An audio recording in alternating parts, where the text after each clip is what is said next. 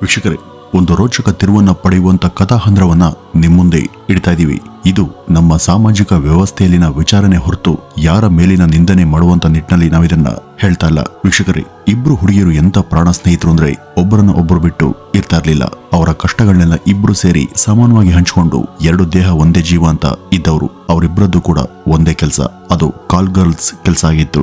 ಎಲ್ಲೆಲ್ಲಿ ಅವರ ಕೆಲಸ ಇರ್ತಾ ಇತ್ತೋ ಅಲ್ಲಿಗೆ ಹೋಗಿ ಗ್ರಾಹಕರ ಸೇವೆಗಳನ್ನ ಮಾಡೋದು, ಅವ್ರಿಗೆ ಸ್ಪಂದಿಸೋದು ಅವರ ಕೆಲಸ ಆಗಿತ್ತು. ಇಬ್ರು ಇದರಲ್ಲೂ ಕೂಡ ಶಿಸ್ತು ಬದ್ದಿನ ಜೀವನವನ್ನ ನಡೆಸ್ತಾ ತಮ್ಮ ಪಾಲಿಗೆ ಬಂದ ಕೆಲಸವನ್ನ ಕಣ್ಣಿಗೆ ಒತ್ಕೊಂಡು ದುಡಿತಾ ಇದ್ರು. ಒಂದ್ಸಾರಿ ಈ ಇಬ್ರು ಸ್ನೇಹಿತರಲ್ಲಿ ಒಬ್ಬಳನ್ನ ಅವಳು ಯಾವಾಗಲೂ ಪರ್ಮನೆಂಟ್ ಆಗಿ ಹೋಗ್ತಾ ಇದ್ದಂತ ಜಾಗಕ್ಕೆ ಕರೆಯಲಾಗುತ್ತೆ. ಆದ್ರೆ ಆಕೆಗೆ ಆರೋಗ್ಯ ಸರಿ ಇಲ್ಲದ ಕಾರಣ ಅವಳು ಅಲ್ಲಿಗೆ ಹೋಗೋದಿಕ್ಕೆ ಸಾಧ್ಯ ಆಗೋದಿಲ್ಲ. ಆಗ ಆಕೆ ತನ್ನ ಗೆಳತಿಯ ಸಹಾಯ ಪಡೆಯೋದಕ್ಕೆ ನಿರ್ಧರಿಸಿ ಆಕೆಗೆ ಕರೆ ಮಾಡ್ತಾಳೆ. ನನ್ಗೆ ಇವತ್ತು ಹುಷಾರಿಲ್ಲ, ಆದ್ರಿಂದ ನನ್ನ ಕೆಲಸನ ನೀನ್ ಮಾಡು. ಅವರು ತುಂಬಾ ಒಳ್ಳೆ ಜನ, ನಿನ್ಗೆ ಯಾವುದೇ ತೊಂದರೆ ಕೊಡೋದಿಲ್ಲ, ಹಾಗಾಗಿ ನೀನು ಅಲ್ಲಿಗೆ ಹೋಗುವಂತ ಹೇಳ್ತಾಳೆ. ಆಗ ಅವಳು ತನ್ನ ಸ್ನೇಹಿತೆ ಮಾತನ್ನ ತುಸು ಗಂಭೀರವಾಗಿನೇ ತೆಗೆದುಕೊಂಡು ಅವಳು ಕೊಟ್ಟಂತ ಅಡ್ರೆಸ್ಗೆ ತೆರಳಿ ಅವ್ರಿಗೆ ಒಳ್ಳೆಯ ಸೇವೆಯನ್ನ ಕೊಡ್ತಾಳೆ.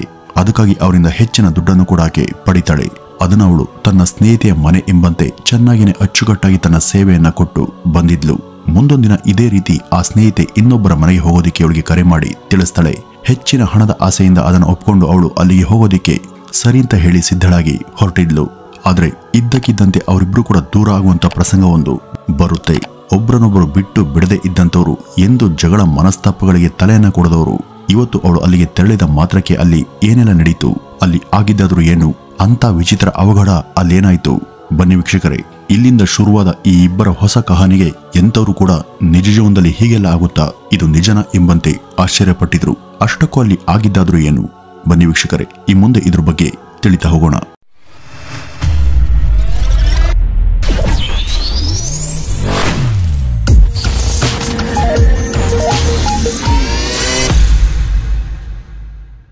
ವೀಕ್ಷಕರೇ, ಈ ಒಂದು ಘಟನೆ ನಡೆದದ್ದು ಉತ್ತರಾಖಂಡದ ಉದ್ಭಮ್ ಸಿಂಗ್ ನಗರದ ಕಾಶಿಪುರ ಎಂಬಲ್ಲಿ.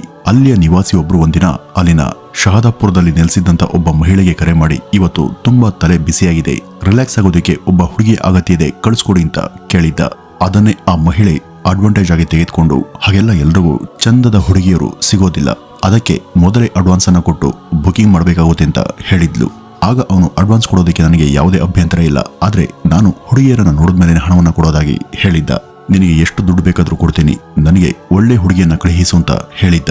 ಅವನ ಕಾಲ್ ಕಟ್ ಆಗಿದ್ದೆ ತಡ ಅವನಿಗೆ ಒಂದಷ್ಟು ಫೋಟೋಗಳನ್ನ ಕಳುಹಿಸಿ ಕೂಡ್ಲೆ ಹಣ ಹೊಂದಿಸೋದಕ್ಕೆ ಕರೆ ಮಾಡಿದವನಿಗೆ ಆಕೆ ಒತ್ತಾಯಿಸಿದ್ಲು. ಆ ಮಹಿಳೆ 4 ಪಟ್ಟು ದುಪ್ಪಟ್ಟು ಹಣವನ್ನ ಕೇಳಿದ್ಲು. ನಂತರ 15 ಹುಡುಗಿಯರ ಫೋಟೋವನ್ನ ಅವನಿಗೆ ಕಳುಹಿಸಿದ್ಲು. ಆ ಫೋಟೋಗಳನ್ನ ನೋಡದಂತ ಅವನು ಅವುಗಳನ್ನ ರಿಜೆಕ್ಟ್ ಮಾಡಿದ. ಮತ್ತೆ ಇಂಥ ಹುಡುಗಿಯರನ್ನ ಕಳಿಸ್ಬೇಡ, ಇನ್ನೂ ಚೆನ್ನಾಗಿರುವಂತ ಹುಡುಗಿಯರ ಫೋಟೋ ಬೇಕು ಅಂತ ಕೇಳಿದ್ದ. ಆಗ ಮತ್ತೆ ಆ ಮಹಿಳೆ 4-5 ಫೋಟೋಗಳನ್ನ ಅವನಿಗೆ ಕಳುಹಿಸಿದ್ಲು. ಅದರಲ್ಲಿ ಆತ ಒಂದು ಫೋಟೋವನ್ನ ಇಷ್ಟಪಟ್ಟಿದ್ದ. ಅದರಂತೆ ಆಗಲೇ ನಿಗದಿ ಆಗಿದ್ದಂತ ಹಣದ ಅರ್ಧದಷ್ಟು ಭಾಗವನ್ನ ಅಡ್ವಾನ್ಸ್ ರೂಪದಲ್ಲಿ ಆ ಮಹಿಳೆಗೆ ಕೊಟ್ಟಿದ್ದ. ಅವತ್ತು ರಾತ್ರಿಗೆ ಆ ಹುಡುಗಿಯನ್ನ ಕಳುಹಿಸುವಂತೆ ಮಹಿಳೆಗೆ ಕೇಳಿ ಶಾರ್ಪ್ 8 ಗಂಟೆಗೆ ತಪ್ಪದೆ ಆ ಹುಡುಗಿ ನಾನು ಹೇಳಿದ ಕಡೆ ಬರಬೇಕು ಅಂತ ಆತ ಕೇಳ್ಕೊಂಡಿದ್ದ. ಅದೇ ರೀತಿ ಸೆಲೆಕ್ಟ್ ಆದಂತ ಹುಡುಗಿ ಅವನಿದ್ದಲ್ಲಿಗೆ ಹೊರಡೋದಕ್ಕೆ ರೆಡಿ ಆಗ್ತಾಳೆ. ಕೃತಕ ಸುಂದರಿ ಹಣದಾಸೆಗೆ ಕೊಂಚ ಹೆಚ್ಚಾಗಿನೇ ಮೇಕಪ್ ಅನ್ನ ಏರಿಸಿ ಅವನು ಕಳಿಸಿದ್ದಂತ ಹೋಟೆಲ್ ಅಡ್ರೆಸ್ ಹಿಡಿದು ಹೊರಟಿದ್ಲು. ಆಗ್ಲೇ ಸಮಯ 8 ಗಂಟೆಯ ಸಮೀಪಕ್ಕೆ ಬಂದಿದ್ರಿಂದ ಕೊಂಚ ಗಡಿಬಿಡಿಯಲ್ಲಿ ಅವನು ಕೊಟ್ಟಂತ ಹೋಟೆಲ್ ಅನ್ನ ತಲುಪಿದ್ಲು. ಅಲ್ಲಿನ ರೂಮ್ಗಳತ್ತ ಸಾಕ್ತಾ ಅವನು ಹೇಳಿದಂತ ರೂಮ್ ಬಾಗಿಲನ್ನ ಸಮೀಪಿಸಿದ್ಲು ಆ ಯುವತಿ. ಅವಳು ಬಾಗಿಲನ್ನ ತಟ್ಟಿ ಒಳ ಬರ್ತಿದ್ದಂತೆ ಅಲ್ಲಿ ಸೋಫಾದ ಮೇಲೆ ಕುಳಿತು ಡ್ರಿಂಕ್ಸ್ ಮಾಡ್ತಿದ್ದಂತ ತೇಲುಗಣ್ಣಿನ ವ್ಯಕ್ತಿಯನ್ನ ಕಂಡು ಆಶ್ಚರ್ಯಕ್ಕೆ ಒಳಗಾಗ್ತಾಳೆ. ಒಂದು ಕ್ಷಣ ಅವಳ ಕಾಲುಗಳನ್ನ ಅಲ್ಲಿಂದ ಕಿತ್ತು ಓಡಬೇಕು ಅಂತ ಅಂದ್ಕೊಂಡು ಕೂಡ ಆಗ್ದೇನೆ ತಡವರ್ಸಿ ಭಯದಿಂದ ನಡುಕ್ತಾ ಅಲ್ಲಿಯೇ ಮಂಚದ ಮೇಲೆ ಕೂರ್ತಾಳೆ. ಅವಳ ಎದೆಯ ಬಡಿತ ಜೋರಾಗಿ ಕೈ ನಡುಕ ಶುರುವಾಗಿತ್ತು. ಯಾಕೆಂದ್ರೆ ಅಲ್ಲಿದ್ದು ಮತ್ಯಾರೂ ಅಲ್ಲ, ಅದು ಅವಳ ಪತಿರಾಯ ಅಲೋಕ್ ಶರ್ಮಾ. ಹೌದು, ಅವನು ಕೂಡ ಅವಳನ್ನ ನೋಡಿದ ತಕ್ಷಣ ಕೆಲ ಹೊತ್ತು ಮಾತೆ ಹೊರಡದೆ ಎದ್ದು ನಿಂತಿದ್ದ. ಇವಳೇ ನನ್ನ ಹೆಂಡತಿ ಪೂಜಾ ಶರ್ಮಾ ಎಂಬುದು ಅವನಿಗೆ ಅವಳ ಮಾಡರ್ನ್ ಡ್ರೆಸ್ ಫೋಟೋಗಳಿಂದ ಗೊತ್ತಾಗ್ಲಿಲ್ವಾ, ಅಥವಾ ಕುಡಿದ ಮುತ್ನಲ್ಲಿ ಅವಳೇ ತನ್ನ ಹೆಂಡತಿ ಅಂತ ಕಂಡು ಹಿಡಿಯೋದು ಅವನಿಗೆ ಸಾಧ್ಯ ಆಗ್ಲಿಲ್ವಾ ಎಂಬುದು ಮುಂದಿನ ಕಥೆಯ ತಿರುವಿನಲ್ಲಿ ನಿಮ್ಗೆ ಗೊತ್ತಾಗುತ್ತೆ.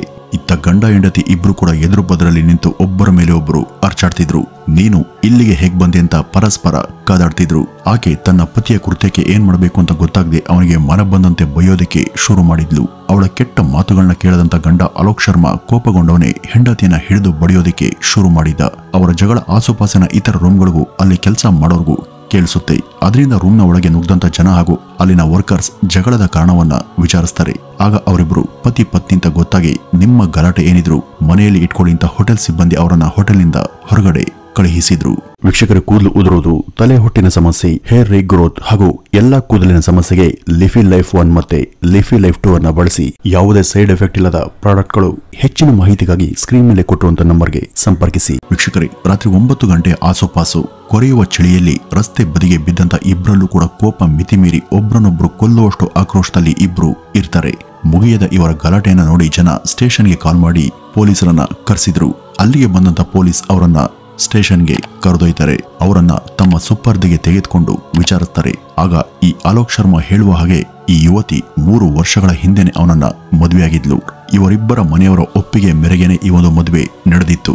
ನಂತರ ವಧುವಾಗಿ ಬಂದವಳು ವರನ ಮನೆ ಬೆಳಗ್ದೆ ಸದಾಕಾಲ ತನ್ನ ಸ್ನೇಹಿತರ ಜೊತೆ ಆಚೆ ಸಮಯ ಕಳೆಯೋದಿಕ್ಕೆ ಶುರು ಮಾಡಿದ್ಲು. ತನ್ನ ಮನೆಯ ಕೆಲಸ ಮಾಡದೆ, ಮನೆಯವರನ್ನು ಕೂಡ ಸಲಹದೆ, ರಾತ್ರಿ ಹಗಲು ಅಂದೆ ಎಲ್ಲಿಗೆ ಹೋಗಿ ಬರ್ತಿದ್ಲು ಅಂತ ಅಲೋಕ್ ಕುಮಾರ್ ವಿಚಾರಿಸಿದಾಗ ಹಲವು ಬಾರಿ ಮನೆಯಲ್ಲಿ ಜಗಳ ಆಗ್ತಾ ಇತ್ತು. ಅಲೋಕ್ನ ಸ್ನೇಹಿತರು ಕೆಲವರು ಹೇಳುವ ಹಾಗೆ ಪೂಜಾ ಕಾಲ್ ಗರ್ಲ್ ಆಗಿ ಕೆಲಸ ಮಾಡ್ತಿದ್ಲು. ಎಷ್ಟು ಹೇಳಿದ್ರು ಕೂಡ ಈಕೆ ತನ್ನ ತವರು ಮನೆಯಲ್ಲಿ ಉಳಿದು ಇಂಥ ಕೆಲಸಗಳಿಂದಲೇ ಜೀವನವನ್ನ ಸಾಗಿಸ್ತಾ ಇದ್ಬಿಡ್ತಾಳೆ. ಅದರಿಂದ ಬರುವಂತ ದುಡ್ಡು ಅವಳನ್ನ ಪತಿಯ ಬಗ್ಗೆ ಆಗ್ಲಿ ಅವನ ಮನೆಯವ್ರ ಬಗ್ಗೆ ಆಗ್ಲಿ ಚಿಂತಿಸುವಂತ ಯೋಚನೆ ಮಾಡೋದಕ್ಕೆ ಬಿಟ್ಟಿರ್ಲಿಲ್ಲ. ಯಾವುದೇ ಅರ್ಥವೇ ಇಲ್ವಲ್ಲ ಅಂತ ತಿಳಿದು ಮುಂದೇನ್ ಮಾಡೋದು ಅಂತ ಸ್ನೇಹಿತರನ್ನ ವಿಚಾರಿಸಿದ್ದ. ಹಲವರು ಅವಳ ಈ ಕೆಟ್ಟ ಕೆಲಸಕ್ಕೆ ಅವಳಿಗೆ ಡಿವೋರ್ಸ್ ಅನ್ನ ಕೊಟ್ಟು ಬೇರೆ ಮದುವೆ ಆಗುವಂತ ಸೂಚಿಸಿದ್ರು. ಅಲೋಕ್ ಹಾಗೆ ಒಂದಿನ ಆಫೀಸ್ನಿಂದ ಮನೆಗೆ ಮರಳುವ ಹಾದಿಯಲ್ಲಿ ಒಬ್ಬ ಯುವತಿ ಅವನಿಗೆ ಎದುರಾಗಿದ್ಲು. ಅವಳೇ ಪೂಜಾಳ ಆಪ್ತ ಸ್ನೇಹಿತೆ. ಅವಳಿಂದ ಬಾಯ್ ಬಿಡಿಸ್ಕೊಂಡಂತ ಅಲೋಕನಿಗೆ ತನ್ನ ಪತ್ನಿ ಒಬ್ಬ ಕಾಲ್ ಗರ್ಲ್ ಆಗಿ ಹೋಗಿದ್ದಾಳೆ ಅಂತ ಗೊತ್ತಾಗುತ್ತೆ. ಅದನ್ನ ಕೇಳಿ ಅವನಿಗೆ ಒಂದು ಕ್ಷಣ ತಲೆ ತಿರುಗದಂತಾಗುತ್ತೆ.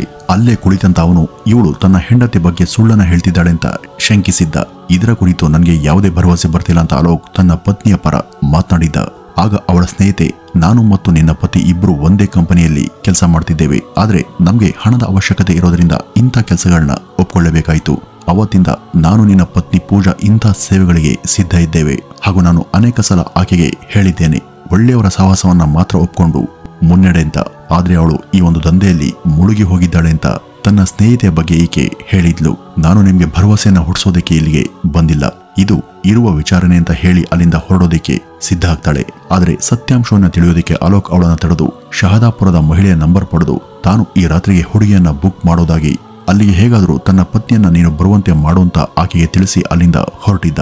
ಅವರ ಪ್ಲಾನ್ನಂತೆ ಅವಳು ತನ್ನ ಸ್ನೇಹಿತೆಯನ್ನ ಅವಳಿಗೆ ತಿಳಿಯದ ಹಾಗೆ ಅವಳ ಪತಿಯ ಬಳಿಗೆ ಹೋಗುವಂತೆ ಮಾಡಿದ್ಲು.